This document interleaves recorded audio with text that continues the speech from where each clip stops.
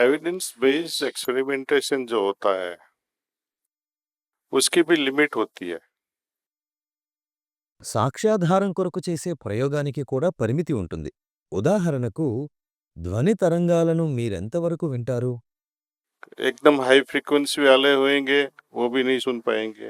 ఒక్కసారిగా అత్యున్నత స్థాయి లేదా అత్యల్ప స్థాయి ధ్వని మనం వినలేం, కానీ కుక్కలు, పిల్లులు ఆ శబ్దాలను గ్రహిస్తాయి.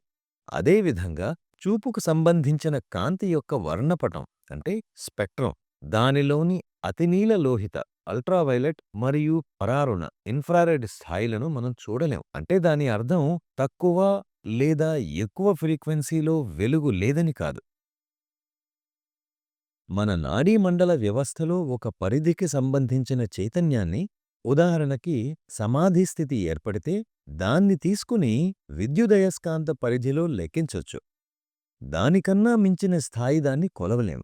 అటువంటప్పుడు అక్కడ సాక్ష్యాధారం తప్పుతుంది. ఎందుకంటే అక్కడ ఇక ఈ విధమైన నిరూపణ ఉండదు. Individually, you can say it. దీన్ని మీరు వ్యక్తిగతంగా చూపించవచ్చు. ఈ వ్యక్తిగత అనుభవం కూడా ఒక స్థాయి వరకు మాత్రమే చెప్పగలుగుతాం.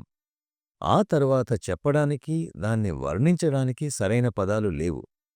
నేను ప్రశాంతంగా ఉన్నానని మీకు చెప్పినా కూడా, మీకు ప్రశాంతత అంటే అర్థమైన మేరకు మాత్రమే నేను ప్రశాంతంగా ఉన్నానని అర్థం చేసుకుంటారు. అంటే మీరు ఎంత ప్రశాంతతను పొందారో అంత మేరకు మాత్రమే నాలోని ప్రశాంతతను అర్థం చేసుకోగలుగుతారు. కానీ మీరు పొందిన ప్రశాంతత, నేను పొందిన ప్రశాంతత రెండూ సమానం కావు. రెండింటికి తేడా ఉంటుంది. అందుకనే ఉపనిషత్తుల్లో కూడా ఇదే చెప్పబడింది. అంతిమ స్థాయికి చేరుకున్నవారు నేతి నేతి నేతి అంటే ఇది కాదు, ఇది కాదు, ఇది కాదు అంటారు. ఎందుకంటే ఈ ప్రపంచంలో దానితో పోల్చగలిగిన వస్తువు ఏదీ లేదు. ఇది అలా ఉంది, అది ఇలా ఉంది అని చెప్పలేం.